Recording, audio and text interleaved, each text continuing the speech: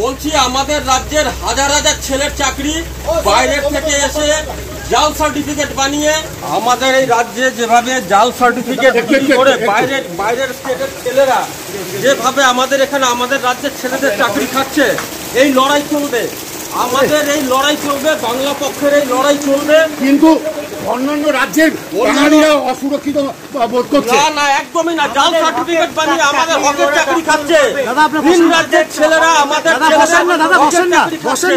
না না, এটা হঠাৎ না, এটা আমার হয় একটা মানসিক রোগ। একটা কিছু কিছু ব্যক্তি হঠাৎ নিজেকে একটা যেরকম হয় না, সন্ত্রাসবাদীরা যেভাবে হয় নিজেকে কমান্ডার বলে দেয়, আমি সব, এখন বাঙালির সংরক্ষণের দায়িত্ব আমার গালে চলে এসে নিজে নিয়ে নিলাম।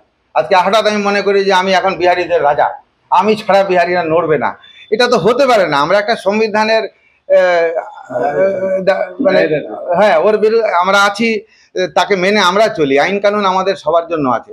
ওনারাদের যদি মনে হয় এই রাজ্যের এই দেশের আইন মেনে ওনাদেরও চলতে হবে, ওনারা যদি এই ধরনের ঔদ্ধত্য দেখান, তাহলে আমরা আইনতভাবে যতটা যা করা যায় ওনাদের বিরুদ্ধে কিন্তু আমরা রুখে দাঁড়াবো। আমাদের ব্যক্তিগত কোনো শত্রুতা নেই। ভদ্রভাবে আমরা যেভাবে সবাই বাস করছি, আমরা মিলেমিশে যাতে করি, এটাতে যেন চিট ধরানোর চেষ্টা কেউ ওনারা না করেন। আমরা দেখবো না যে কে এর মধ্যে আছে নেই। না, মামলা তো এটা হয়েছে। ওনারা যেটা করেছেন, কাউকে যদি মারধর করে থাকে তাহলে তারা করবে, আর না হলে একটা অভিযোগ হয়েছে, পুলিশ ভিত্তিতে একটা তদন্ত শুরু করেছে, তারা করবে। আমরা আলাদা করে কোনো মামলা এই মুহূর্তে করার পরিকল্পনা আমাদের নেই। এটা সমাজ, এটা এইভাবে চশমা পরে দেখলে হবে না। এটা একটা বিচ্ছিন্ন ঘটনা, এটাকে রোজ হওয়া ঘটনার মধ্যে এটাকে তুলে ধরলে হবে না। এটা একটা বিচ্ছিন্ন ঘটনা ঘটেছে, একটা অপরাধ হয়েছে, যেটা যে কোনো জাতের লোকের সাথে হতে পারত। দুর্ভাগ্যভাবে একটা বিহারীদেরকে জাত তুলে গালি দেওয়া হয়েছে, কালকে অন্য জাতকে দেওয়াই যেতে পারে।